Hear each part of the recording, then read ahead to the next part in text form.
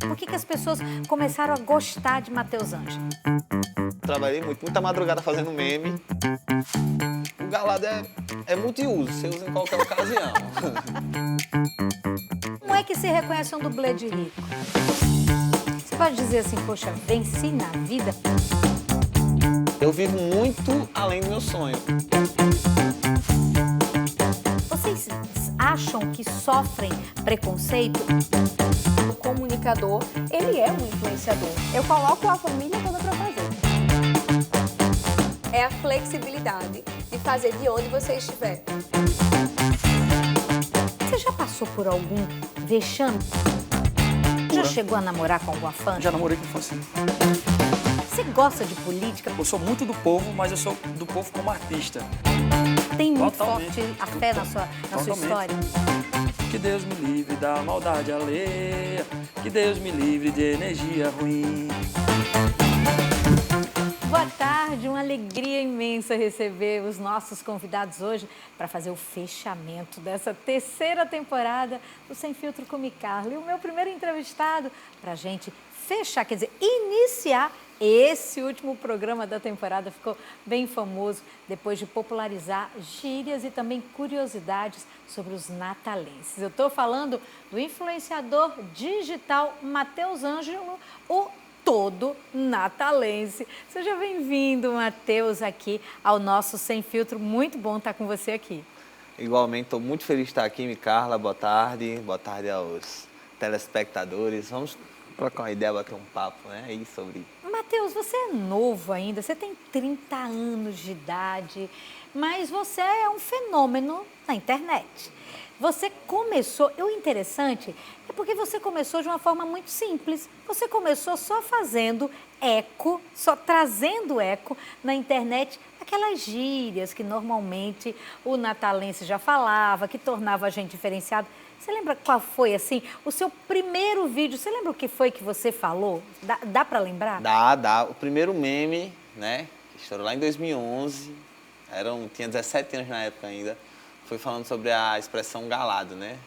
A palavra galado, da história, das formas de utilizar uma palavra... Então vamos começar com galado, que Show. o natalense ama usar esse nome. E o que isso quer dizer? Pra minha É mãe, pejorativo? Assim, pra minha avó é pejorativo demais, né? Só que eu vim explicando a história, que é da Segunda Guerra Mundial, toda a cultura entrelaçada à palavra galado, esse sentimento de bairrismo, né? Que a gente aqui de Natal tem pouco, mas que a gente precisa resgatar. E a história é uma palavra extremamente nossa, só existe aqui. Se você for em João Pessoa e falar galado, as pessoas vão dizer, pé de Natal, né? Você pode perceber. E é uma palavra que surgiu, como eu disse, na Segunda Guerra Mundial, por influência dos americanos aqui, que iam para as casas de drinks, né? Se é que você me entende. Iam em traje de gala. Aí o povo ficou, os galados. E tornou-se essa expressão. Quer dizer, tão no nossa. fundo, galado é uma pessoa fina, elegante, Exatamente, diferenciada, né?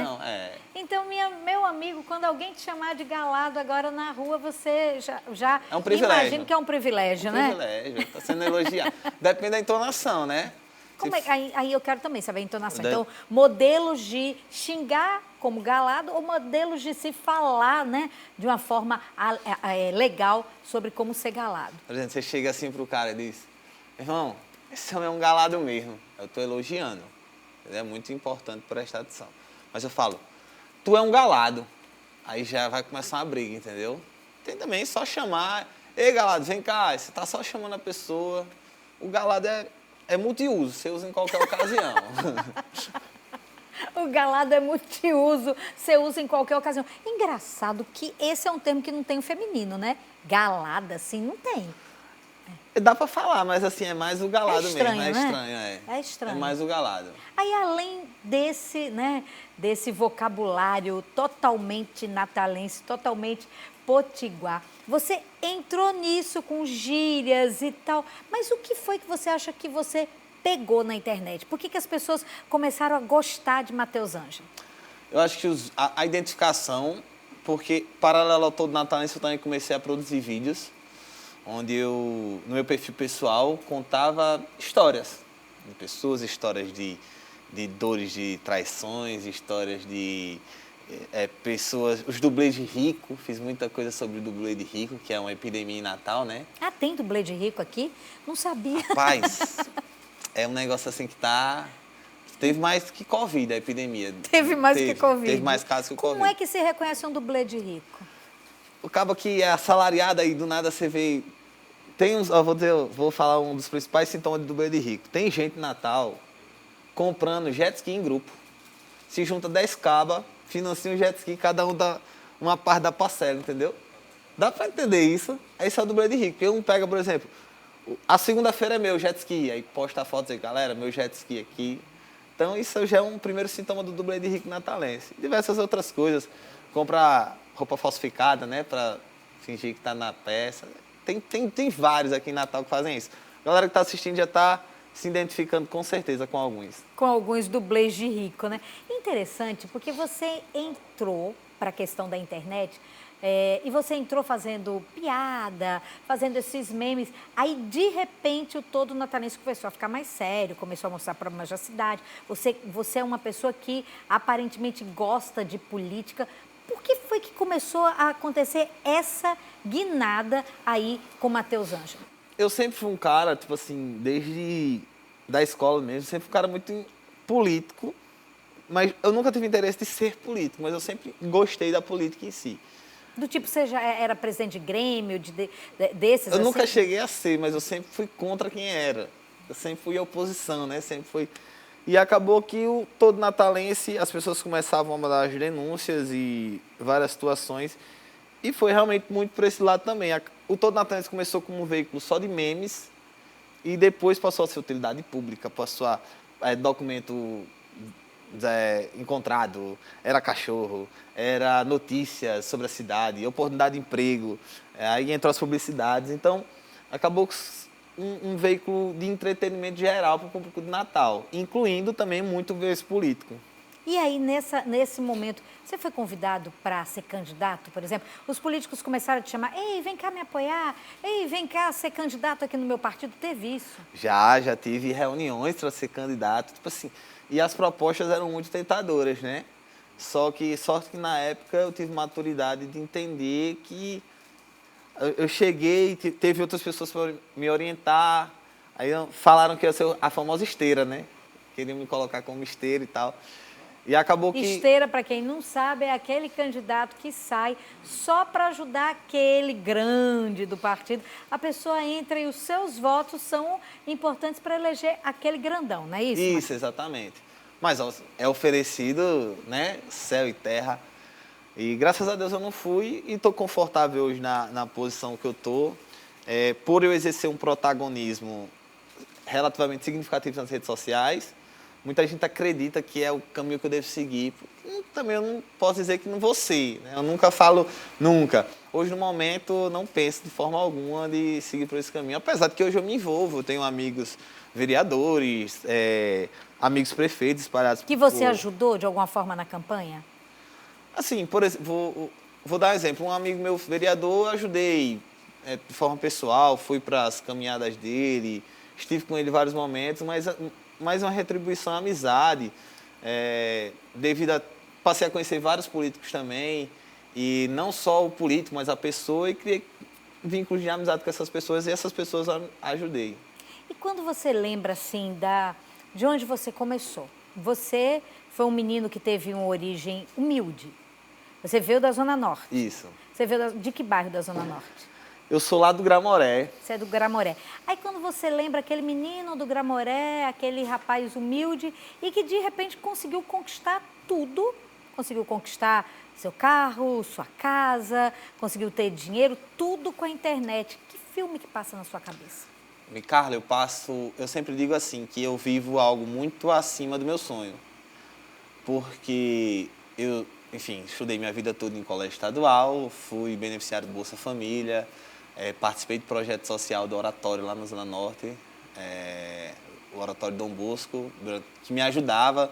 Nunca faltou comida em casa, mas eu sempre brinco, sempre a mistura era ovo, mortadela, salsicha. Eu venho de uma família realmente assim, que fome nunca passei, mas também nunca tive nada mais do que o básico, né? E eu vivo muito além do meu sonho. Nunca, as pessoas costumam dizer, eu realizei meu sonho. Não, eu já estou ultrapassando todos os sonhos que eu tinha. E tudo isso graças à rede social, tudo isso graças ao meu trabalho. E é muito massa, porque no início foi até para trabalhar, era muito difícil. Meu computador quebrou, um computador que já era usado de uma lan house. Pessoas me ajudaram, tipo assim, porque eu não tinha R$ 1 para nem ajeitar o computador. Então, um amigo meu, Aldrin, que hoje é meu amigo, né, mas na época nem me conhecia, lá do Sebrae, me deu um notebook. Então, é muito linda a minha história, assim, hoje, olhando para trás, a minha expectativa de vida era completamente outra e através do meu trabalho, eu reconheço isso, muito trabalho, trabalhei muito, muita madrugada fazendo meme, eu hoje conquistei o que eu tenho, né? Você pode dizer assim, poxa, venci na vida? Ou você acha que você ainda está no começo e ainda falta muito? Eu sou muito grato a Deus, assim, eu sempre exercito a gratidão. Eu vivo uma vida que eu não imaginava, como eu disse, é muito, talvez pessoas que se encontravam em outra situação social possam dizer que eu vivo no pouco. Aí, de fato, assim, comparado a muitas pessoas, eu vivo no pouco. Só que para mim eu já vivo no muito, então eu sou muito grato, muito satisfeito, eu não peço muito a Deus, eu agradeço bastante, né? Porque Ele foi muito fiel em minha vida e realmente é o que eu falo, eu sempre olho, graças a Deus estou progredindo, isso não me força a estagnar, né? Estou progredindo, graças a Deus, sempre crescendo, todo natalense ganhando seguidores. Esse ano a gente já teve 100 milhões de visualizações, foi um número muito expressivo. Mas eu sou muito feliz e satisfeito com o que eu tenho. E aí, estou feliz, estou satisfeito com o que eu tenho, a sua família, hoje você já consegue ajudar a sua família? Ajudo. Assim, não consigo ainda ser um Neymar, né? Mas no que é possível, eu faço, dentro da minha possibilidade financeira, eu ajudo sim. Olha, eu me lembro, você é muito amigo do Thiago Dionísio, que eu entrevistei semana passada aqui no Sem Filtro, e ele me disse que ele também resolveu contratar alguns amigos, tipo, os parças de Neymar, né? Ele resolveu trazer eles para que eles pudessem ser ali a equipe de apoio. Você faz isso também? Tem amigos seus que vieram lá do Gramoré, que vieram de uma infância mais difícil e que hoje trabalham com você? Não junto comigo, mas em paralelo, sim. Tem amigos meus que são jornalistas, me ajudam em algumas situações. Tem amigos meus que são filmmakers e ajudam em algumas situações. Hoje, todo natalense tem uma pessoa também que me ajuda, que é contratada, que eu vi nela muito um pouco da minha história também. Uma menina de origem periférica, começou uma página, então eu me senti meio que no dever de ajudar e contratar, e está sendo muito positivo para o todo natalense. Mas acho que a minha relação é meio diferente da de Thiago, porque Thiago começou junto com os meninos no trabalho. Eu já fui mais sozinho, entendeu? Quando eu encontrei com o Thiago, a gente já tinha todo natalense e ele estava começando a fazer começando o Instagram dele. Então, a relação de amigos no meu trabalho é diferente da dele. A dele realmente, como ele começou a gravar os vídeos com aquela turma, então é muito interessante, né? Que a gente trabalha no mesmo segmento, mas é muito diferente a forma que a gente surgiu na internet. E eu quero fazer uma pergunta a você, que foi assim algo que realmente na sua biografia me surpreendeu. Não me surpreendeu você vir de origem humilde, de você vir do Gramoré. Eu já imagino. Não me surpreendeu o fato, né, de você ter conquistado tudo isso. Me surpreendeu quando eu soube que você posou para uma espécie de OnlyFans, mas chamado Privacy.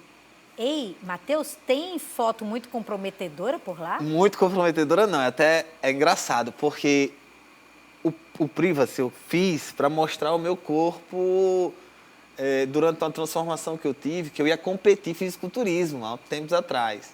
Isso há quanto tempo? Isso há 2023, 2 anos mais ou menos. Não faz tanto tempo, Não faz tanto né? tempo, Aí eu ia competir para o fisiculturismo e decidi criar um Privacy para mostrar a evolução do meu corpo. Eu mostraria meu corpo bem mais que eu mostraria no Instagram, respeitando os...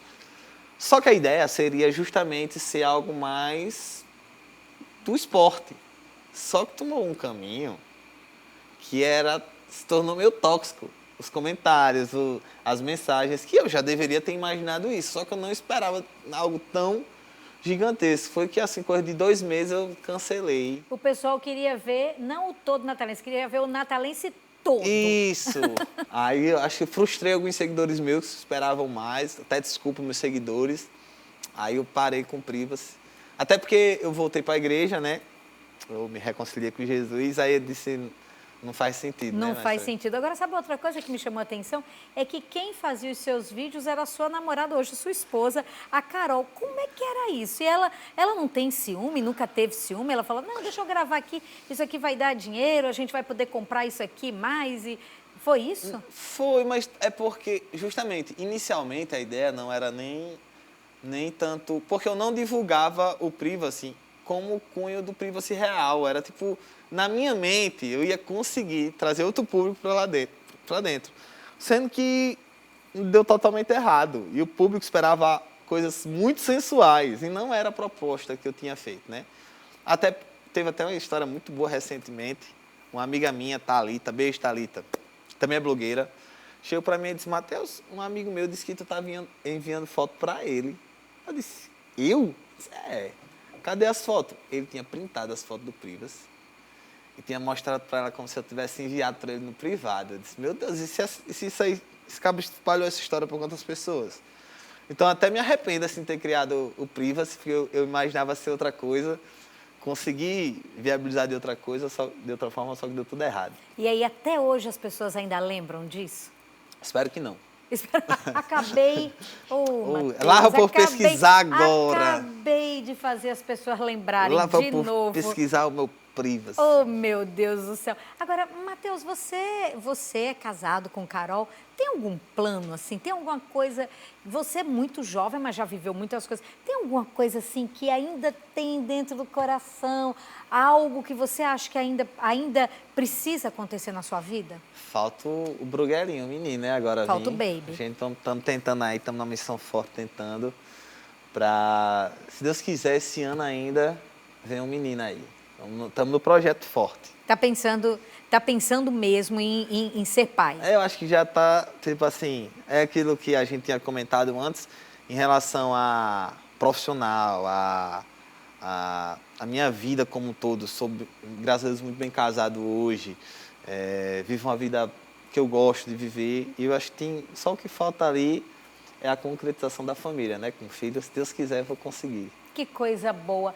Matheus Ângelo, eu quero te agradecer pela sua participação com a gente hoje aqui nessa última temporada, né? O último programa da terceira temporada do Sem Filtro. A gente está entrevistando exatamente os influenciadores digitais e como você é alguém que faz, né? Que tem todo um público aqui em Natal, mais de 500 mil seguidores no Instagram. Então a gente tinha que trazer também Matheus Ângelo aqui para o Sem Filtro.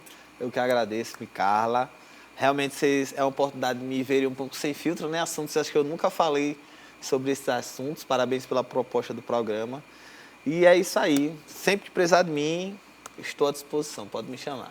Obrigada, Matheus. E no próximo bloco eu vou conversar com 3 convidadas muito especiais, made in Sistema Ponta Negra de Comunicação. Rafaela Lima, Mari Pinheiro e Elô Pamela. Quer conhecer mais sobre elas, as nossas blogueirinhas? Pois eu espero você aqui no Sem Filtro. E a gente tá de volta com Sem Filtro com Carla e agora eu converso com 3 convidadas muito especiais. Made in TV Ponta Negra 95 mais FM. São elas, as nossas blogueirinhas, nossas influenciadoras digitais do Sistema Ponta Negra, Rafaela Lima, Mari Pinheiro e Elô Pamela. Boa tarde, meninas. Eu já trouxe os meninos aqui, os influencers da TV e da rádio. Agora é hora de trazer as meninas, né? Então, quero começar falando... Olha, gente, você que tá... Com certeza você já deve ter visto... em algum momento você já deve ter visto Mari Pinheiro comigo, né? No Jornal do Dia, semigo também, no Jornal do Dia. Você já deve ter visto Rafa Lima comigo aqui no JD, também sem, lá no Conexão 95. Agora tem essa moça, essa loura linda, que está aqui, também da TV Ponta Negra. Você diz, mas peraí, de onde é que surgiu? Elô Pâmela, eu quero começar falando com você. Você é da TV, você tem aí um Instagram, que às vezes a gente fica bobo assim, você vai e coloca um post, ai, não sei quantos milhões de pessoas estão assistindo isso. E você, Elô, você é dos bastidores da TV, mas na internet você tá na frente. E você trabalha muito com a questão do seu lifestyle, da sua coisa de ser mulher, mãe, de não ser herdeira. Ela reclama muito que não é herdeira e que tem que ralar. E aí, de onde foi que surgiu Elô Pâmela, Heloíse Pâmela, como essa figura de digital influencer? Eu quero saber de tudo. Boa tarde, Micarla. Um prazer estar aqui com você no seu programa. Então, Elô Pâmela, eu acho que já é um nome muito forte, né? Eu digo que é um nome de travesti, porque eu me sinto assim. Eu acho que tenho duas personalidades, a personalidade Elô e a personalidade Pâmela, que é aquela que se monta, assim, sabe? Faz aquele acontecimento. Não dá para chegar e não ser percebida. Eu não sou dessas pessoas. Eu não consigo imaginar você entrar assim, entrar e sair, ninguém lhe perceber. Realmente. Pois é. Então, assim, começou o meu trabalho na internet em 2020, na pandemia mesmo. Minhas amigas, né? Elô, você tem que abrir seu Instagram, tem que começar a falar essas dicas que você dá pra gente, abrir para dar para todo mundo. E aí eu abri o Instagram e comecei a fazer conteúdos e eu coloco a família toda para fazer, né? Meu marido, os meninos, vai todo mundo trabalhar e eu já abri a minha empresa, assim, eles são os meus funcionários, então assim, toda vez que a gente vai gravar, vai ser hoje, é você, viu? E não tem essa de dizer não. E não tem que dizer não, de jeito nenhum, porque a CEO da empresa manda e acabou. Todo mundo gosta de sair e eu pagar no arroba, então todo mundo vai ter que trabalhar nessa casa. E aí eu comecei, aí um vídeo viralizou, e aí eu ganhei só nesse vídeo mais de 3 mil seguidores. E aí eu disse, poxa, é nesse caminho aqui que eu tenho que ir, é nessa linha que eu tenho que ir. E aí hoje o meu público, o meu nicho, ele é muito assim de família mesmo, moda, que eu aplico assim no meu dia a dia mesmo, mas é muito a família, casamento, filhos, e as pessoas gostam, interagem demais. Mas é de uma assim. forma sempre muito bem-humorada. Exatamente. Eu queria saber o que você só paga com arroba pro seu marido, porque ele, olha, Serginho, ele passa cada vergonha que Elô faz ele passar. Me diga aí, qual foi o maior mico que você fez ele passar? Então, ele já fez um vestido de mulher, vários looks meus. Esse vídeo, assim, é muito engraçado. Eu disse, amor, hoje tem um vídeo, assim, sabe, pra você fazer. Ele disse, o que é, Heloísa? Aí vários looks meus, ele provando e se vestindo. E, assim, ainda bem que ele não tem masculinidade frágil, né? Porque hoje em dia, né, é muito difícil, inclusive, a gente encontrar um homem assim. Ele topa tudo, assim, comigo. Hoje é de mulher, hoje você vai lavar a louça e a gente vai filmar, hoje é isso. E ele topa tudo e aí a gente se diverte. E ainda ganha as coisas no arroba, que é...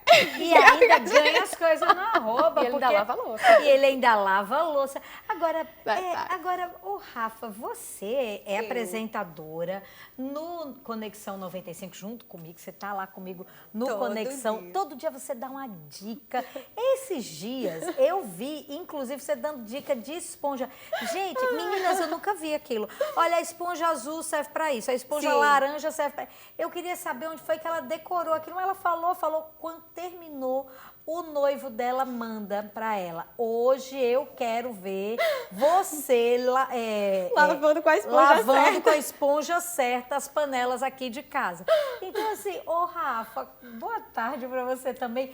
E aí, como é que começou? Rafa Lima é muito mais aquela blogueira de moda, tá mostrando o sapato, a bolsa, o look, é isso, é aquilo. Você se monta mesmo, você faz aqueles provadores e tal. Mas como foi que começou essa sua vida como blogueira na internet? Onde foi que você viu assim, aqui tem uma chance? Olha, primeiramente, boa tarde, Micarla. Tô amando estar aqui. Não esperava hoje ser entrevistada, viu? Olha, foi uma surpresa. Um dia da caça, outro é do caçador. Pois Nem é. se preocupe. Um dia tá ali, né, como entrevistadora, outro Como dia tá entrevistadora com É. você e depois aqui ser entrevistada. Mas, assim, começou tudo muito diferente de moda. Tudo começou com a questão da causa animal. Como é que foi isso tudo? Conta pra gente. Pois é, hoje o meu nicho é totalmente voltado para moda, mas quem me acompanha sabe que de vez em quando eu estou compartilhando tudo que eu posso para ajudar animais que estejam para adoção, vaquinha, eu estou sempre muito engajada. Eu tinha muita vontade de fazer veterinária, então através da vontade que eu tinha, né, desse amor que eu tenho pelos animais, eu entrei numa ONG de animais, comecei a trabalhar como voluntária. Quem me conhece era da ONG me chamava assim, ela é de menor, porque eu cheguei lá e falei que eu era de maior para poder trabalhar na ONG, para poder ajudar a dar banho nos animais e tudo mais. E aí falou, menina, você é de maior? Eu sou de maior, falei que eu era. Aí disse, então seu pai vai ter que vir aqui autorizar um termo, porque eles sabiam que eu não era, né? Eu falei que eu era para poder participar da ONG.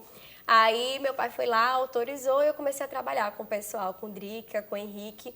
E eu trabalhava lá, dava banho nos animais, cheguei a aprender a fazer aplicação de medicação, participava de feiras de adoção.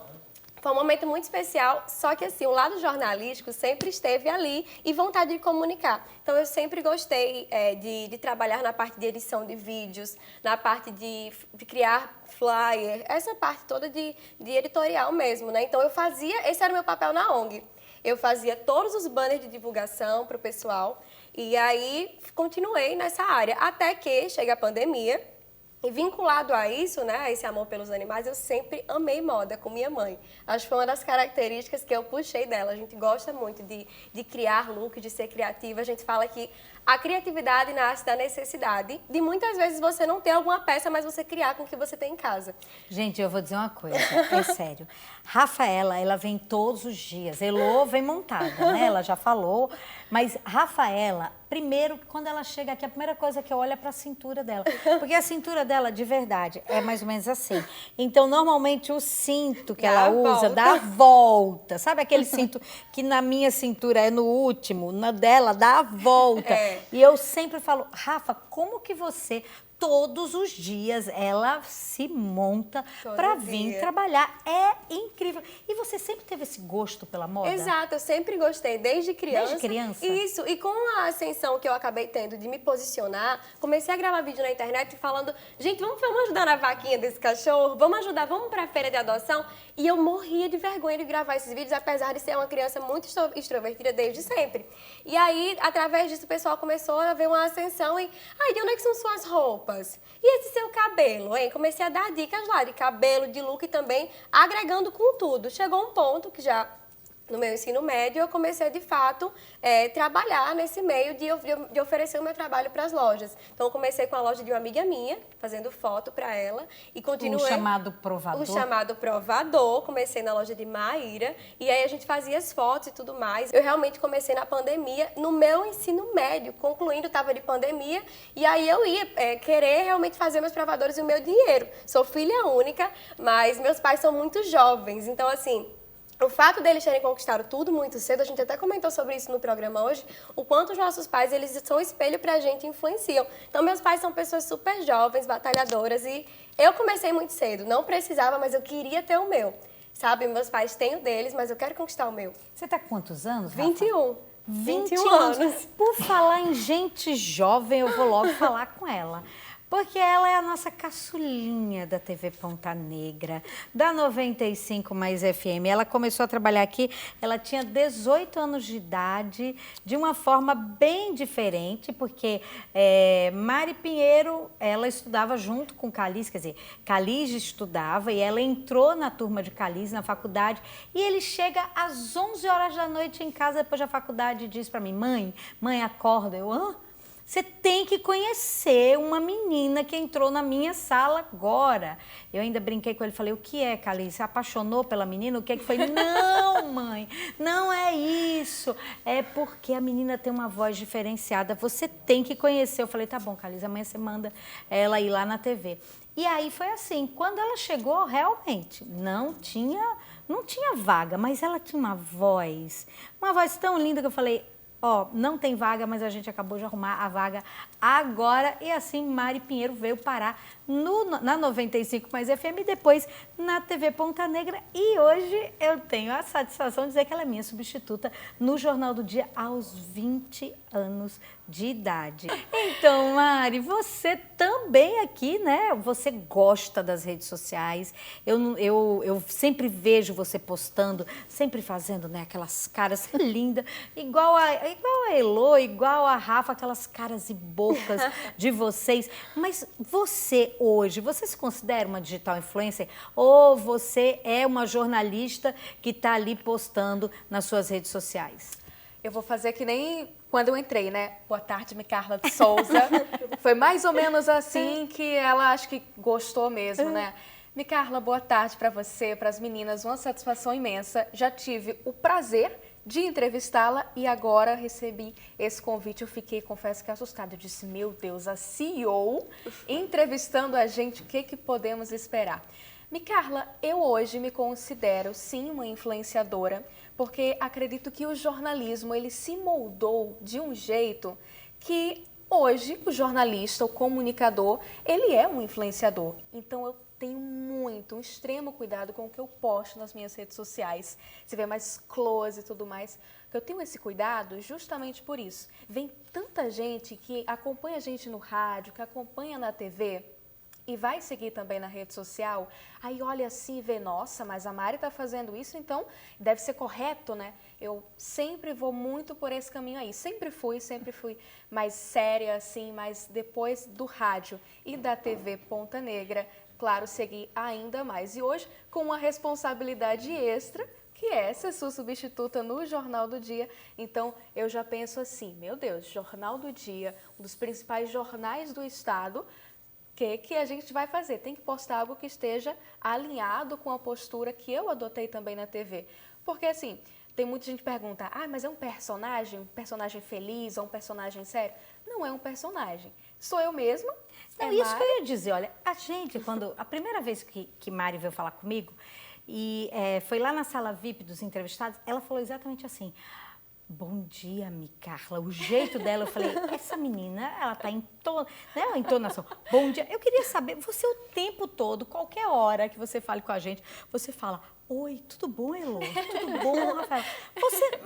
Você já acorda quando diz, sei lá, o despertador tocou, você acorda, bom dia, acordei. Sol. Os passarinhos estão cantando. Os passarinhos. Como é que é, hein? Você é sempre assim, Mari? De jeito nenhum. De jeito nenhum. Ah. Até porque sai um pouco da TV, tá lá com os amigos e tudo mais, fala uma gíriazinha, escapa um negocinho, né, tudo mais. Aí a entonação, ela acaba mudando, mas a voz é essa naturalmente. Você já pensou, eu fico imaginando, já pensou Mari ali com o namorado dela? Oi, meu amor, eu amo você. Menino, não tem... Se apaixona na hora. Não vai existir nunca. Mandou um áudio, conquistou, Manda acabou. um áudio, olha Eu lá. faço isso, hein? Faz? Manda áudio. Eu deixo no suspense ali a voz, né, que já é muito conhecida. Aí, quando qualquer coisa, tô um paquerinha, aí, ó, manda um áudio, né? Oi, tudo bem? Assim, Sério, Mari? Com certeza, Quer dizer, o seu ponto de atração é a sua voz. Aí eu faço, eu ainda ainda tô falando normal, ainda deixo Gente, ela a mais gente tá sabendo romântica, tudo né? aqui. Ainda deixo ela mais, oi, tudo bem? Como é que você tá, meu bem? Entendeu? Tem Tipo o que- Clube dos Namorados. tem que usar, Ricardo né? Rossi, assim, né? Tem que usar o artifício que a gente tem. Sim, agora, fala em artifício, você usa... Quando foi para conquistar, por exemplo, Serginho, qual foi o artifício que você usou, Elô? Olha, não é querendo me gabar, mas assim, ele se apaixonou no primeiro encontro, ele já queria me pedir em namoro. Então Foi não sei se ele é mesmo? parâmetro, tá? Porque no primeiro encontro, ele já disse, sim, e eu não posso não já lhe pedir namoro, só que eu tinha visto em algum filme que só podia depois do terceiro encontro. Aí eu disse, não. No primeiro, não. A gente vai ter que esperar 3 encontros pra você me pedir. E eu esperei que seria, tipo, uma semana, na outra. Não, foi, tipo, sexta, sábado, domingo. No domingo, ele já me pediu em namoro e estamos Sim. até hoje. Quantos anos já? Esse ano a gente vai fazer 10 anos juntos. 10 anos e Serginho trabalhando sempre nos Incansável. vídeos ali, incansável, ajudando Elô a fazer os vídeos. E você, hein, Rafa? Que olha, já foi dito aí as armas de sedução. E você, Rafaela, a sua cintura? Ai, meu Conta, porque Deus hoje do é o dia da céu. gente saber. Eu penso, tem homem que gosta, né? Ai, você é tão pequenininha. Gosta, né? Mas, na verdade, Rafael, ele me conheceu pelo Instagram, né? Como influenciador, ele tinha uma empresa, queria mandar recebido. Só que eu não gosto de salada de fruta, mulher. Ele queria mandar salada de fruta pra mim. Aí ficava insistindo. Olha, Rafa, deixa eu te mandar. E aí eu também achei ele muito bonito. A gente foi paquerando e marcou de se ver pessoalmente. De primeira, a gente se gostou. E o que ele mais gosta é porque eu sou muito extrovertida. E ele fala assim, amor, você é muito extrovertida e você fala demais. É bom porque eu não falo nada. Então, assim, a gente é um equilíbrio perfeito, porque eu falo por mim e por ele. Eu sou a matraca ligada. E aí, você estava falando da voz de Mari. Lembra daquela vez que eu falei assim, Micaela, hoje Rafael falou assim, amor, fale com a voz da rádio um pouquinho. Porque tem hora que eu descabelo e eu fico gasguita, falando uma coisa atrás da outra. Ele fez, amor, fala igual na rádio. Bom dia. Ele quer que eu fale assim. Oi, meu amor. É o fetiche ele não dele. Quer que eu fale, oi, amor. Ele quer que eu fale com a voz da rádio, essa voz aqui. Assim, bom Mas é só dia, quando eu tô meu na amor. rádio, porque se me pegar pra conversar, eu... Aí pronto. Aí pronto. Agora, Desacelera. Mari Pinheiro. Gente, é tanta gente. Tanta mulher aqui que agora é a É a salada de frutas. É igual quando minha mãe me chamava Carla, pronto. Mari, você já... Eu sei que você é muito nova, você tem 20 anos. Você já apareceu desde Jornal Nacional do SBT, aqui em todos os programas, mas você já passou por algum vexame do tipo assim, alguma coisa na rua, alguém já te deu uma cantada durante uma reportagem, alguém já foi grossa com você? Você já passou por algum perrengue nada chique durante as reportagens? Ô, Carla, direto, pelo amor de Deus, gente, tá na rua, na reportagem, é algo que a gente tem uma aventura todo santo dia. Mas acho que, infelizmente, até o que a gente percebe mais é a parte do assédio mesmo. Acho que a educação vai por esse lado, mas, infelizmente, a educação é um pouco confundida. E você, Elô, você é bonita, vocês todas são lindas, mas você é uma mulher muito bonita, chama muita atenção. Você, na hora de, por exemplo, fazer ali uma publi, na hora de estar gravando alguma coisa, alguém já imaginou que contratando o Elô para fazer uma publi também levava Elô? Você já passou por esse tipo de situação? Dessa forma, não, mas antes, meu Instagram, né, quando a gente começou, eu comecei a fazer muito provador de biquíni, já cheguei a fazer provador de lingerie lá atrás, que hoje eu não faço mais. Não por nada, mas assim, não faz mais parte do meu nicho lá, da minha família, então eu não faço. Mas quando eu fazia, chegava muito direct de homens, aí bota aquele foguinho, bota o coraçãozinho, aí, oi, não sei o que, você é tão linda, aí já chegou a oferecer presentes, né? Porque eu posso lhe mandar um presente, não sei o quê. E assim, eu não respondo, não bloqueio, a menos que seja ofensivo, eu deixo lá, porque, sinceramente, não vai nem vem, só excluo e sigo a vida, sabe? Porque sempre vai existir, não adianta, então é uma coisa que eu passo por cima e sigo a minha vida. E segue a vida. E você, Rafa, você já passou por alguma situação vexatória, alguma coisa assim desagradável quando você vai fazer uma publicidade? Já confundiram isso? Já, vocês estavam falando e eu tava... Quando vocês falaram de primeiro, eu disse, será? E aí começou a vir várias situações que já aconteceram. Eu tô há 7 anos trabalhando com o Instagram, mas aconteceu também, inclusive, uma vez numa loja de biquíni, eu tava fazendo essa loja e a moça tava me ajudando nas fotos e aí chegou um rapaz que ia ceder pra ela, depois ia ficar no lugar dela lá e ele ficou me olhando de cima a baixo, fazendo as fotos de biquíni e depois foi me seguir no Instagram, mandou direct.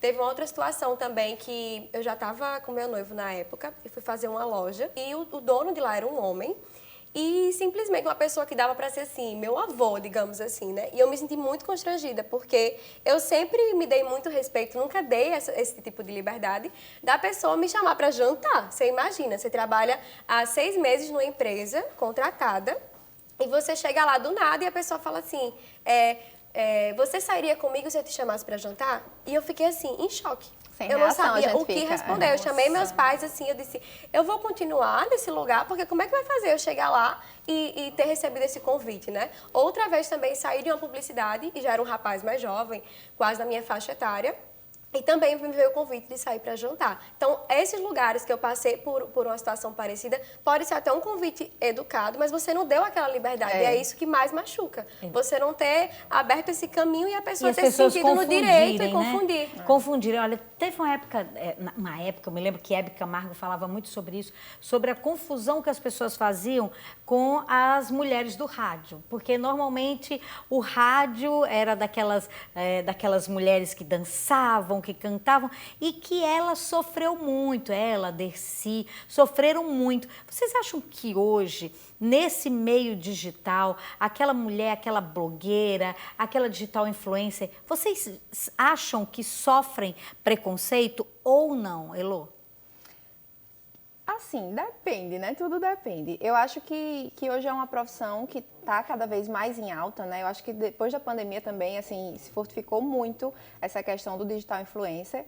Mas o fato da internet, ela é tipo uma terra sem lei. Então, as pessoas vão lá e comentam o que elas querem, manda direct, às vezes já chegou a fazer ligação e... Engraçado essa situação que aconteceu. Um cara fez no meu direct, ligou. Quando eu atendi sem querer, porque eu nem seguia de volta, estava um nude lá. Nude, bem nude, sabe? Aí eu desliguei, bloqueei, na hora excluí. Então, assim, é muito sem noção e realmente é uma coisa, assim, que hoje a internet abrangeu a galera e aí fica como uma terra sem lei, que as pessoas podem dizer o que elas querem, tanto isso em relação às mulheres, quanto em relação ao hater em geral, né? Eu já fiz vídeos também que viralizou e as pessoas não têm o que comentar e começam a me esculhambar. Como é que você reage? Às vezes eu respondo, às vezes eu ignoro, às vezes eu só excluo, mas muito diz de você, assim, porque se a gente tá lá na internet, a gente tem que saber como é que a gente vai se posicionar em relação a isso. Tem que ser muito segura para não absorver, né, essa negatividade que existe, né, nessa rede social. É verdade. Você já sofreu com algum hater, Maia? Não sofri com hater ainda, Micarla, mas as E com meninas vão stalker? falando... Gente que fica ali seguindo o tempo inteiro. As meninas vão falando e vai vindo aquelas lembranças aqui. Não vou falar tanto assim para não expor, até porque foi recente. Mas eu acho que algo que me assusta demais é o medo de ter um stalker. E aí chegou uma pessoa, enfim, eu estava pronta para fazer um link e essa pessoa disse: "Oi, Mari, tudo bom? Vamos tirar uma foto, pá." E eu tirei a foto, afinal de contas, somos figuras públicas, tudo bem tirar uma foto. De repente, passam uns 2 dias, curtida, comentário direto. Comentário assim: "Mari, te mandei mensagem no direct, me responde." Isso numa publicação minha. Então, aquilo ali já me assustou. Mas eu disse: não, eu preciso manter a minha postura, porque, enfim, isso vai acabar de algum jeito. Em determinado dia, eu começo o programa na rádio, e aí chega... um amigo nosso aqui do sistema com um buquê de flores. E me entrega esse buquê de flores. E eu olhei e eu pensei, deve ser de algum mozinho, né? Alguma coisa legal. Já naquela expectativa, não era, gente. Meu Deus. Era, de fato, dessa mesma pessoa que tinha tirado a foto, que tinha feito comentário, que já estava mandando mensagens. Então, assim, preferi enxergar como um carinho, como algo legal, mas mandei mensagem: olha, não precisa fazer isso. E aí, quando eu mandei essa mensagem, detalhe, eu não mandei, ele mandou o buquê com cartinha, perguntou depois se eu tinha gostado, porque eu não mandei agradecendo, e eu disse que não precisava. E aí ele disse: não, tudo bem. Demorou uns 5 minutos, ele disse: e se eu te chamar para ir lanchar no shopping, você vai? E eu disse: não, minha relação é estreitamente profissional. Mas isso me assusta, Micarla, de uma forma com muito certeza, grande. Mari, com certeza. A gente viu o caso da menina lá em São Paulo, da Vitória, né, que aconteceu tudo aquilo, do assassinato com um stalker. Então, eu fico imaginando o quanto que vocês que estão ali, né, na exposição, na internet, o quanto que vocês realmente devem passar por isso e sentir isso. Agora, Rafaela, lado bom, assim que você diz. Pensa num lado bom da pessoa ser digital influencer. São o quê? São os mimos? Os arrobas. Isso também é muito bom. A gente não pode deixar, não pode esquecer. Mas uma das coisas que eu mais gosto é a flexibilidade de fazer de onde você estiver. Porque a gente abre a tela do celular, a gente não precisa de uma mega produção, não precisa de uma mega iluminação. qualquer lugar que você tá, você tem um contato com as pessoas e é uma troca muito recíproca. Eu gosto muito disso, sabe? Daquele contato próximo. Igual tem na rádio, que eu fiz assim. Nunca me imaginei em rádio, mas hoje em dia a rádio me traz essa sensação da internet porque é muito próximo. A gente conversa, manda áudio, sabe? Tem aquela interação. Então eu gosto de ter essa troca com as pessoas. Eu acho que esse é o lado que eu mais gosto da internet. De a pessoas troca. de outro estado que não lhe conhecem. Isso, as meninas me pedem às vezes, Rafa, eu vou pra uma festa, nem conheço a menina. Você acha que esse look tá bom? Imagina, você não conheceu uma pessoa. Uma Mas amiga. é que a pessoa se sente Sim. íntima, né? Se Exatamente. sente E eu faço íntima. maior questão. Quando manda, eu ainda tiro dúvida. Ó, vai nesse, escolhe esse. Ai, Rafa, tá bom. Rafa, você já pediram até roupa minha emprestada, gente. Você me empresta, Rafa, essa roupa pra eu usar? Eu disse, ó, se couber, tá tudo certo. Mas eu Se acho couber que, manequim dá um 30, jeito. Faz manequim igual eu, 30. faz o aluguel dos looks. faz o aluguel. amiga. É um outro negócio, você Elas não tá querem emprestado entendendo. igual as amigas, entendeu? Igual a gente empresta uma pra outra. Gente, Elô já criou até aluguel das peças que ela usa. São várias empresas. São várias empresas. E a família toda sendo sócia. Todo mundo. E a família toda Funcionários. funcionários. É, A ela é CEO majoritária. ela, majoritária total. Olha, você pode ver, tá aqui aparecendo o Instagram de cada uma delas, né? Cada uma delas, Elô Pamela, aparecendo aqui no Instagram. Mari Pinheiro também. Rafa Lima também. Você também pode ouvir, Rafa, todos os dias 11 da manhã no Conexão 95 na 95. Mari Pinheiro, a partir das 8 da manhã, no Manhã Mais e depois no Patrulha, no Jornal do Dia. No Tá Na Hora Renê, ela passa o dia aqui, gente. Ela passa o dia inteiro. E Elô Pamela, né? Dando um 24 show horas no Instagram. no Instagram, sempre, sempre, sempre aparecendo. Meninas, obrigada, viu, pela participação de vocês, as nossas blogueiras do Sistema Ponta Negra. Até uma próxima, viu? Até uma próxima. Carla. E no próximo bloco tem mais entrevista. Eu vou conversar com o cantor potiguar Giannini Alencar. Eu espero você aqui no Sem Filtro. E a gente está de volta e agora o meu convidado aqui no Sem Filtro é o cantor, compositor, ele que nasceu em Olho d'Água, do Borges Terra, do poeta Dorival. Seja muito bem-vindo, Giannini Alencar. Coisa boa, Carla, aqui é o obrigado nosso pela Sem oportunidade, Filtro. pelo convite também. Ah, é alegria Muito feliz nossa, de viu? Eu estar já estava com saudade de te Igualmente. entrevistar, viu? Ô, Giannini, você é uma pessoa jovem, você tem 33 anos, mas você já fez coisas de gente, assim, de adulto mesmo, né? Você começou muito cedo, muito novo. Eu queria que você pudesse contar para quem, ouve hoje Giannini, curte Giannini nos eventos, nas festas, no YouTube. Conta um pouquinho de como é que foi essa história. Você saiu de casa com 13 anos de idade e foi direto para Mossoró para aprender a tocar, já tocar sanfona? Como é que foi isso? Mais uma vez, obrigado pelo convite, estar aqui com você, com todos que nos assistem. É uma longa história mesmo, né? Como você mesmo falou. Mas, assim, é bom dar essa cronologia para as pessoas entenderem de fato essa comunicação sobre Giannini. O meu primeiro contato com sanfona foi em Olho d'Água ainda, eu tinha 10 anos, onde eu ganhei a primeira sanfona do meu avô, né, que junto com meu pai me deu essa sanfona, e eu comecei a tocar lá, que a gente chama de autodidata, são pessoas que mexem nos instrumentos de maneira sozinho, né, sem professor. Agora, sem querer te interromper, já te interrompendo, tem alguma coisa nessa água de olho d'água do Borges? Tem Olho d'Água do Borges, terra de sanfoneiro. Tem viu? alguma a gente coisa... cita o nosso poeta, que é, né? o nosso ídolo, que está levando a bandeira de maneira mais abrangente, e tem muito sanfoneiro Embaixador do Rio Grande do Norte, Exatamente, né? do turismo. Mas tem alguma coisinha na água, gente? Eu acho que tem, não posso contar o segredo não.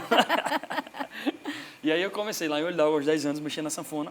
E de fato fui para Mossoró, mas eu fui terminar o ensino médio. Os nossos pais sempre buscam melhores condições de ensino, né? Sempre foi assim no interior. E aí meus pais me colocaram no Diocesano, em Mossoró, para terminar os estudos. Lá em Mossoró foi onde eu ingressei no universo musical de maneira profissional e direcionada, digamos assim, onde eu fui para o conservatório, onde eu conheci o maestro Cláudio Henrique, que é o maestro da sanfônica até hoje, da Orquestra de Sanfonas de lá. O professor Uda Nunes, que me deu minha primeira sanfona profissional, porque a que eu ganhei, ela não tinha esse baixo aqui. Eu vou até pegar aqui para mostrar para vocês. E peraí, eu tenho uma curiosidade. Esse instrumento, você tem que, no popular, apertar em quantos pitoquinhos aí? Tem quantos? Aqui, daqui, essas teclas... Essa aqui é mais familiar, né? Dó, ré, mi, fá, sol, lá, pronto. Mas aqui também é a mesma coisa. A diferença é que aqui nós temos os baixos, aparentemente é muito mais complicado. O instrumento é formado pelo teclado, geralmente na mão direita, tem canhoto que toca na esquerda, mas geralmente é mão direita teclado, o fole, que é essa parte do meio, que é fundamental falar sobre o fole, e os baixos. Porque se eu não puxar o fole, ela não sai som, tá vendo? Porque o fole, ele funciona como um sopro. Aqui dentro são gaitas, que esse fole, quando eu abro ele sopra a gaita e sai o som. Então, E o eu fole quero é saber o fundamental. seguinte, você falou o fole é fundamental, mas você consegue lembrar qual foi a primeira música que você Consigo. conseguiu tocar na sanfona?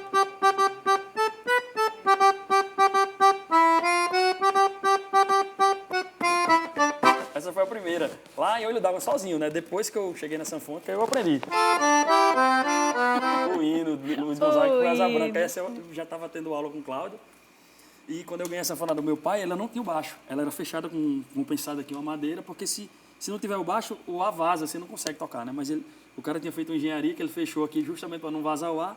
E aí eu comecei a tocar nessa sanfona lá muito novo. Quando eu cheguei em Mossoró, foi onde eu tive os primeiros passos. Agora, eu fico imaginando, Janine, sua família já tinha outros sanfoneiros? Não. Ou você foi o primeiro? Da minha geração, meu tio, irmão do meu pai, ele já mexia em alguns instrumentos, mas não de maneira profissional. Era um admirador da música, assim como meus avós. Todos os dois são loucos por sanfona. Mas eu não tive, assim, dentro de casa, uma influência da família, não. Foi... Mas eu fico imaginando, assim, seu pai. Meu Deus, ele foi muito, assim, ele viu muito além. Porque pegar um menino... Imagina aí, você estava morando em casa, lá em Olho d'Água, aí seu pai diz, não, esse menino é bom, ele vai ser um sanfoneiro renomado, vou mandar ele morar com a tia, com a sua tia, né? Que você foi Irmã morar... do meu pai, inclusive. Irmã do seu pai, Minha segunda lá mãe, tia Rivera. em Mossoró. Aí você foi para lá e começou. Quando foi, com que idade que você disse assim, gente, eu só quero isso da vida, eu nasci para ser artista, eu nasci para cantar, eu nasci para ser sanfoneiro? Foi dos 15 para os 16, assim que eu terminei o terceiro ano.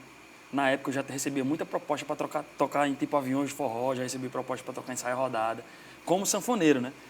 E é bem interessante falar sobre isso, que eu comecei instrumentista. Eu não era um artista que cantava na minha época, então eu comecei na base instrumental mesmo. Então eu saí da orquestra e dos 15 para os 16 terminei o terceiro ano e fiz o vestibular de odonto, porque lá em casa a mãe falava, na verdade a família toda falava que você tem que estudar, tem que ter uma academia, tem que passar no vestibular e eu, tá certo, eu sempre fui muito dedicado com os estudos. Minha mãe falava que eu sempre fui uma criança muito organizada, eu já fazia o lacinho do meu sapato, eu fazia as lições de casa sozinho. E mãe, quando eu passei no vestibular de odonto, eu disse assim, ó, passei no vestibular, mas eu não quero, mãe, eu quero ser sanfoneiro. Aí foi aquela confusão na época, imagina.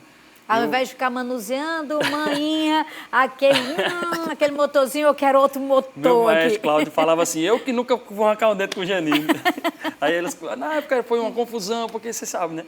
Saí de casa para estudar, não fui diretamente para Mossoró para viver da música. A música era um segundo plano ali, no meu plano já era o primeiro, mas eu não tinha como falar para os meus pais, eu era muito novo ainda. E foi nesse primeiro dilema, digamos, da adolescência que eu falei, não, eu não quero ser dentista, eu quero ser sanfoneiro. Isso com 16 anos? 16 anos. Foi Agora, onde tudo começou a mudar, né? Janine, você faz parte de uma geração, que eu digo assim, que foi a primeira geração daqueles jovens que, assim, antes a gente via sanfoneiro, aquelas pessoas mais velhas, aquelas eu passei pessoas... por esse preconceito. Você passou por Aham. isso? Porque, Um assim, instrumento aquele de cego, povo mais... instrumento de velho. De velho, então ninguém né? sabia. A orquestra teve um ponto legal porque tinha muito jovem. E quando a gente chegava nos lugares, ninguém sabia que nós éramos os sanfoneiros. Tinha também Seu Jorge, que era mais velho, tinha Muriçoca, que eram os anfitriões do negócio. Mas ninguém acreditava que, por exemplo, eu era um sanfoneiro, que Diego era um, que Denis era outro, que eram os nossos amigos da Mas época. é isso que eu estou dizendo, que você abriu aí, né, as portas para toda uma geração. Sim, sim. Se você hoje tem 33, eu já entrevistei sanfoneiros com 19, com 20 anos, até mais jovens, né? Hoje eu conheci essa semana está com, acho que umas 3 semanas que eu fui lá no meu interior, Olho d'Água, e conheci um garotinho chamado Davi. Ele é um jovem de 11 anos que já está tocando sanfona lá.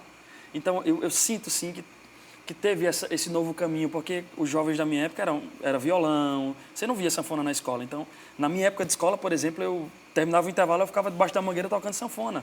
Era tudo muito novo. Lá você não via sanfoneiro numa escola. Você não via sanfoneiro num reality show, por exemplo. Quando eu cheguei na fila, na época do Ídolos, em 2010, que o apresentador era Rodrigo Fara, inclusive, era muito violão, muita flauta, muito instrumento, mas não existia uma sanfona. Quando ele Inclusive, viu a você sanfona, foi o primeiro sanfoneiro sanfoneiro a aí participar de um reality. Exatamente. E quando ele viu a sanfona, tem até o vídeo, ele fala, eu achei a sanfona, imagina, era muito diferente para um jovem tocar sanfona. Hoje ainda é, claro que a gente conseguiu evoluir muito com relação a isso, mas eu sinto sim que foi um novo caminho criado naquela época. Eu vejo muito jovem tocando sanfona hoje. Janine, coisa boa. interessante que a gente está falando aí de abrir caminhos, a gente está falando aí, né, de você estar à frente de algo que estava acontecendo naquele tempo. E eu quero te perguntar o seguinte, você falou aí, eu já sofri, Micarla, preconceito pelo fato de eu ser jovem, as pessoas estavam acostumadas com aquelas pessoas mais velhas ali. E o fato de você ser um sanfoneiro de uma nova geração, de pessoas mais jovens, que de repente inventa de fazer arrastão junino. Como é que é isso? Você sofreu preconceito? Assim, ei, como é que pode? Ó, tá misturando tudo. Você sofreu isso? Teve também. Ou não, foi natural? Não, nesse caso foi um pouco mais natural. As pessoas não entendiam esse projeto. Quando a gente fala de arrastão junino, eu falo de 16 anos atrás, imagina. Há 16 anos atrás, nós temos o primeiro case de grande sucesso, que é o Pingo da Made em Mossoró. Que, inclusive, o tema é seu... nosso. Inclusive, exatamente, a música, a composição do Pingo é minha, em parceria com o Fabinho, que é um amigo meu, lá de Mossoró também. E naquele início, a gente começou o Pingo, era só nós. Era Zabumba, Sanfona Triângulo, a Orquestra de Sanfonas, algumas secretarias envolvidas no evento, que a gente juntava a Secretaria de Turismo, a Secretaria de Cultura, algumas quadrilhas juninas e fazia aquele movimento na rua. Então, tudo começou com aquela ideia de fazer um arrastão junino e tudo foi criando esse... Hoje, eu acho que hoje o Pingo movimenta, sei lá, 300 mil pessoas. Então, é um projeto que, de fato, já é sucesso. E eu me sinto feliz de fazer parte dessa base. E essa ideia foi muito irreverente para a época, mas, assim, a gente continuou, foi seguindo e está aí no resultado que está. Eu acho que Janine sempre foi pautado nessa ideia de fazer a diferença. E aí, de fazer coisas diferentes, de ideias revolucionárias. Eu sempre fui um cara muito jovem, tive uma base muito boa. Meu pai sempre ouvia música boa, então eu sempre tive uma base musical muito legal. E eu sempre apostei em coisas irreverentes, coisas novas. E desde do jeito de me vestir até o jeito de cantar, de tocar. Então é sempre uma apresentação de projetos novos. Quando você fala de coisas novas, tem uma coisa aí que, assim, entrou no meio da música, que foi a política. Você foi candidato a deputado na última eleição. Fui pré-candidato. Pré-candidato, melhor dizendo. Você foi pré-candidato na última eleição. Loucura. E aí, como é que foi? Você gosta de política? Como é que você se define? Pronto, na minha família eu não tive base musical, mas eu tenho base política. Meu pai é político, meu avô é político, meus dois avós foram políticos. E, assim, você fala políticos como? Prefeito, vice-prefeito? Meu avô já foi prefeito, meus dois avós já foram prefeitos, meu pai já foi prefeito, vice-prefeito, vereador de Olho d'Água. Então eu cresci nessa família política e eu aprendi muito sobre o povo. Digamos que era mais natural você ser político do que você ser sanfoneiro. Artista. Eu falei para meu pai, quando ele me candidatou a primeira vez para vereador, lá, pai, eu não quero. E eu disse a ele, eu gosto muito do povo. Eu sou muito do povo, mas eu sou do povo como artista, não como político. Eu sei que se parece muito as coisas, mas era outra verdade. E aí, quando ele me candidatou a vereador lá, eu fiquei o primeiro suplente. Eu não transferi nem a banda que tocava comigo, eu perdi por 6 votos. Meu pai disse, rapaz, você é mole, se você tem transferido a banda, você tem ganhado para vereador lá. E eu não fui para os comícios, eu fui para a vigília. Então, eu sempre fui muito desligado da política com relação à política mesmo. Mas eu sempre fui muito ligado ao povo, a essa parte. Então, eu sei que existe a política musical, que é sobre pensar diferente, um projeto como o Pingo, os projetos de movimentar não só a parte sanfona, mas Nordeste. Eu estou com esse tema esse ano, inclusive, 2025, para falar do Nordeste bonito. Então, isso faz parte de uma política, né? Mas não política, sim política cultural, digamos, musical. Tem a ver e não tem, né? É um universo que eu simpatizo, mas, Janine, aí você vai ser candidato? Quer entrar de novo? Não. Muito obrigado, não. Não quer? Não. Vai ficar na música mesmo? Eu acho que sim, tá? Eu acho não, tenho certeza que sim, atrapalha um pouco. As pessoas não sabem... Por isso que quando eu comecei a falar da entrevista da gente, criar uma cronologia sobre Janine, é legal para que as pessoas tenham essa comunicação. Porque muitas vezes a comunicação que a gente tem é a comunicação do que as pessoas falam sobre nós. E ter essa cronologia de Janine é um sanfoneiro que começou tocando, é um artista que toca sanfona, que tem essa parte... Quando eu desvio qualquer foco para qualquer outra coisa, as pessoas... Eu termino perdendo o foco principal, que é a música. Então, vamos voltar para o nosso foco, que é a música. Você é um rapaz ainda jovem, bonito. Você é uma pessoa que é solteira. Eu quero lhe perguntar o seguinte, qual foi o maior aperto que você passou na sua carreira até agora em relação a uma fã? Aquela fã que apareceu do nada, aquela cantada, algo que realmente você disse, eu não estou acreditando que eu estou passando por isso. Na verdade, eu já tive várias abordagens de de fãs que são... Mais ousadas? Mais ousadas, exato, muitas. Mas eu acho que o maior aperto foi uma fã que ela me seguia, ela perseguia mesmo. Uma certa vez eu cheguei lá em Olhava, ela estava na casa da minha mãe. Como é que essa mulher está aqui? Ela me seguiu, tipo, 2 anos. Dizia que tinha namoro comigo, que namorava comigo, e era tudo mentira. Tipo, Era a famosa stalker. Exatamente, era o famoso stalker. E ela me acompanhava em todos os lugares, quando eu menos esperava, ela estava onde eu estava. Ela sabia de tudo. E teve um momento que eu fiquei preocupado. Porque eu fiquei... porque dá medo, né? Dá medo, às vezes dá medo. Chegou um momento que eu fiquei achando... Rapaz, será que é perigoso? Eu não conhecia diretamente a pessoa, não tinha intimidade. Era aquela coisa de fã, ela estava bem no camarim, depois que eu entendi tudo, rapaz, tive que ser firme já nos momentos, depois de 2 anos e pouco, para justamente eu afastar essa pessoa e não dar nenhuma margem relacionada a isso, a desmentir, criou um clima chato, porque eu ficava desmentindo coisas que ela inventava. E foi Mas uma você loucura. já chegou a namorar com alguma fã? Já Tem namorei com fã, algum já. relacionamento? Já namorei com fã, sim. Quer dizer, o fato de ser fã não exime você Não, de mas- se interessar por ela. Não. Eu sempre fui muito seguro com relação ao envolvimento nos shows. Eu acho que atrapalha um pouco o artístico. Se eu estou ali tocando, você está paquerando com, sei lá, com aquela frente de palco ali, você gera Isso uma... acontece, Janine? Essa coisa que às vezes a gente vê Acontece, os sim. artistas Muito. ali com a frente do palco. Acontece isso Acontece, mesmo? eu já Dessa vi- paquera? Acontece, sim. O encanto ali do palco e você alimenta, aquilo fica na pessoa. E eu percebi em outros artistas, dos 2 lados, eu percebi artistas que tinham esse envolvimento quando acabava o show e aquele clima acabava. Porque se a menina ficava naquele encanto e acho que o bonito é ela ir para casa e ficar sonhando e ouvir a música do cara e ela cria aquele movimento. E eu acho que é mais bonito. Quando você desce, se envolve, quebra toda aquela parte de fã. Talvez se torne humano. Homem, mulher, pessoa. Tipo, a né? pessoa se torna normal. Já não é mais perde um artístico, ídolo, né? Exato. E eu vi até esse ponto eu analisei de artistas que que tinham esse comportamento e também de artistas que não tinham. E eu até vi entrevistas de artistas nacionais falando isso. Eu sou casado, mas eu não exponho a minha mulher muito, porque eu sei que tem muitas fãs que alimentam aquilo. E como eu falo, e o cara falava assim, como eu falo muito de amor, aquilo alimenta nelas alguma coisa. E algumas sabem que eu sou casado, mesmo assim o encanto não acaba. Imagina, se eu me envolvo com aquela mulher, talvez aquele encanto artístico acaba. Ou pessoa não, como você disse, se torna uma pessoa comum, mas o encanto artístico, ele meio que perde o sentido ali. Estou lembrando agora de Silvio Santos. Silvio Santos apareceu, né, algumas coisas a respeito dele depois que ele morreu. E eu vi uma entrevista dele dizendo que ele sentia muito dele ter escondido sua esposa durante tanto tempo, a primeira esposa dele, porque ele tinha medo das fãs não entenderem. Enfim, né, mas uma história aí em cima disso que você falou. Agora, a gente está falando de você como um ídolo, né, em relação às suas fãs. E você, enquanto fã, Janine Alencar, já teve a emoção de subir ao palco ou de conhecer alguém que era assim, uau, é o meu ídolo, e de repente você está junto com aquela pessoa de igual para igual? Já, sim. E é interessante falar sobre isso, que aí eu falo sobre uma música nova que eu gravei, Dorival Conterrâneo. Nós falamos que você falou que somos da mesma cidade. Por mais que, por sermos conterrâneos, ele é muito amigo dos meus pais, dos meus avós. Ele vem da geração do meu pai, né, um pouco mais velho. E assim, eu tinha uma proximidade com ele, mas não artística, assim, eu sempre fui fã. E sempre sonhei gravar com o Dorival, é um exemplo. E eu gravei um trabalho ano passado.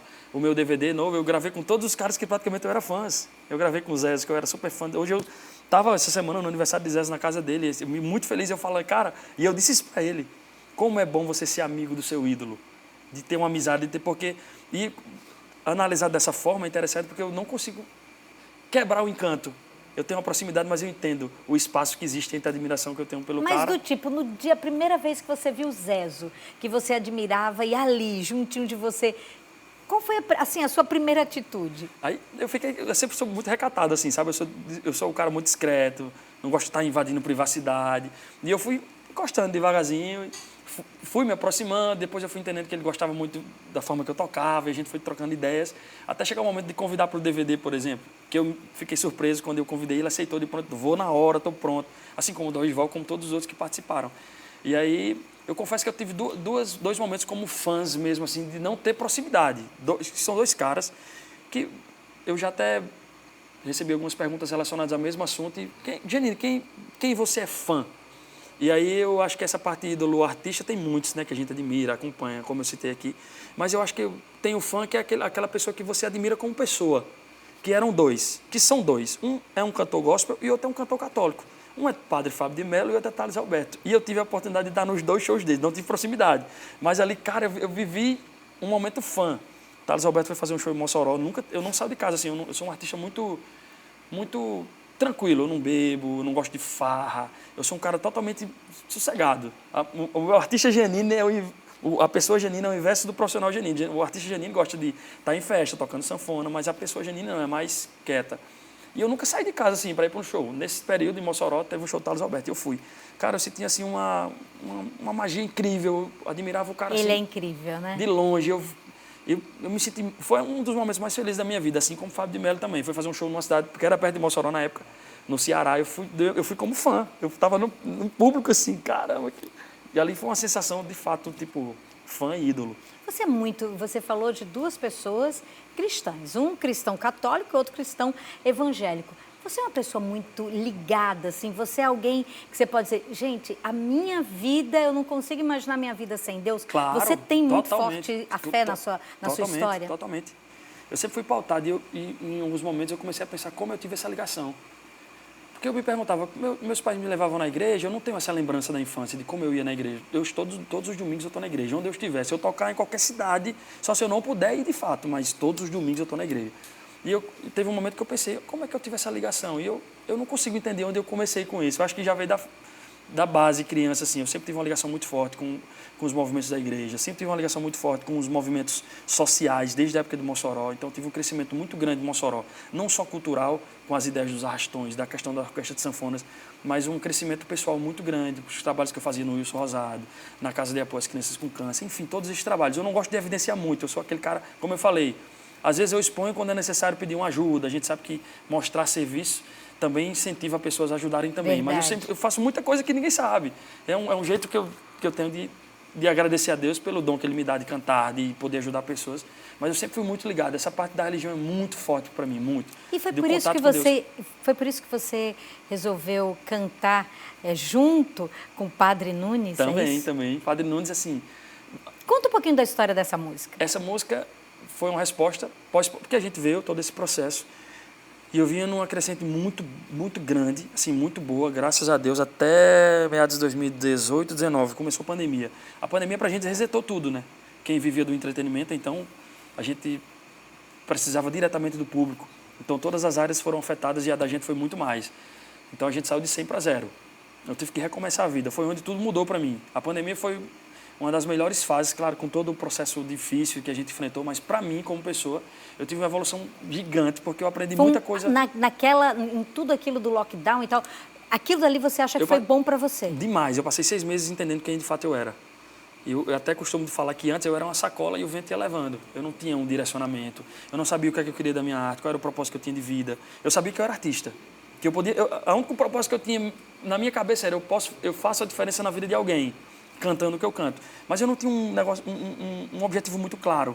E aí foi onde eu passei 6 meses em Olho d'Água, entre 4 paredes, e entendendo quem eu era, o que de fato eu queria ser, como eu deveria construir a minha carreira. E foi onde tudo mudou. Entendi minha carreira como um negócio, a parte do artístico. Eu comecei a mergulhar mais nessa missão de fazer a diferença na vida das pessoas através do que eu canto.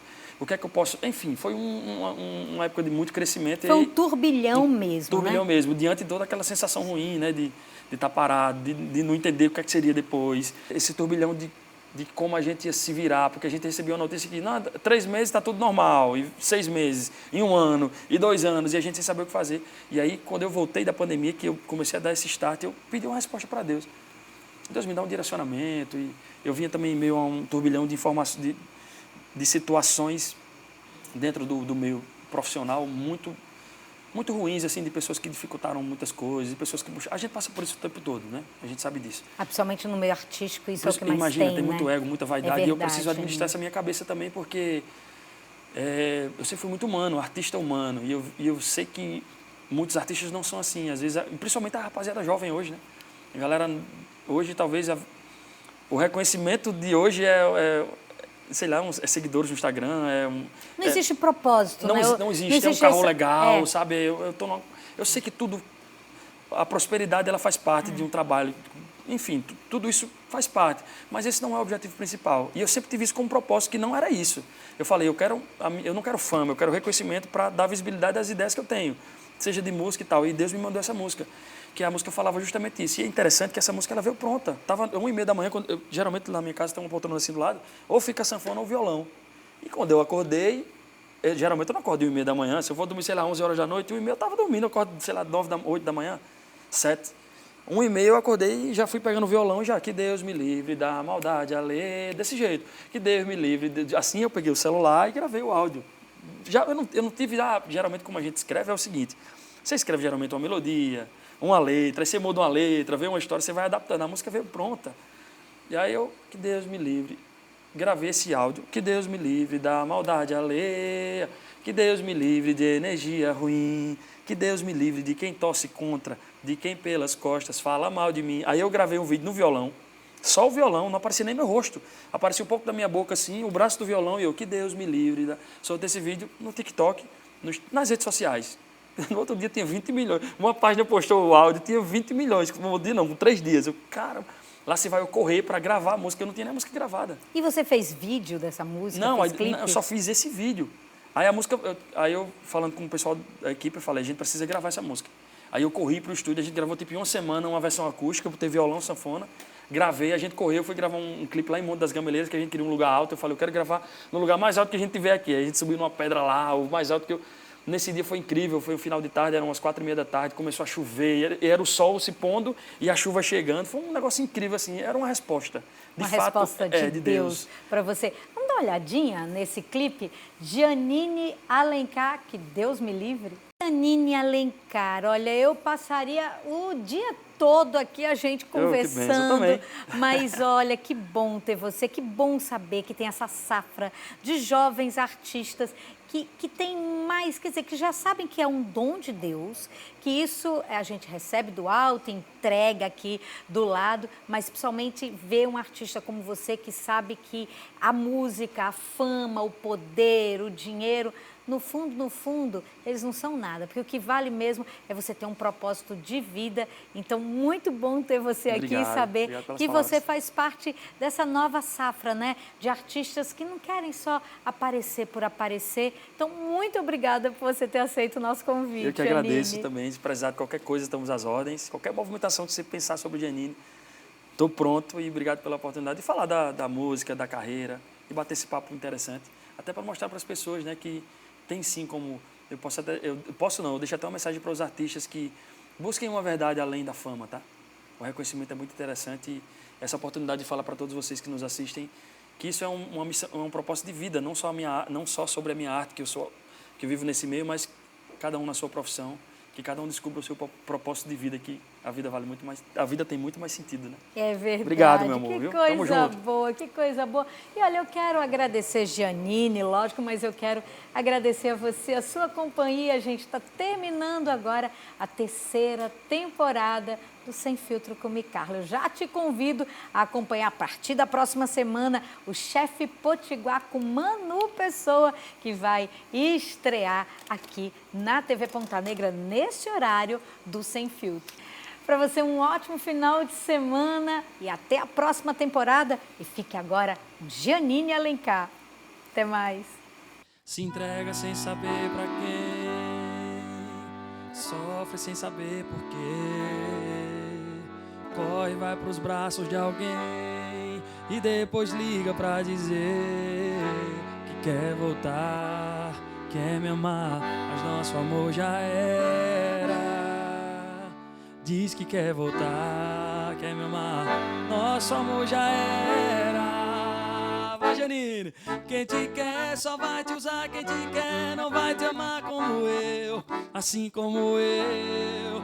Quem te quer só vai brincar, quem te quer não vai gostar de você como eu gostei. Vai cair em tentação, entregar seu coração pra quem não sabe cuidar. E vai chorar, vai sofrer, vai ligar. Vou dizer que nosso amor já deu, que você e eu não tem mais nada a ver. Apostou e agora vai chorar, vai sofrer, vai ligar. Vou dizer que nosso amor já deu, que você e eu não tem mais nada a ver. Apostou e agora vai perder.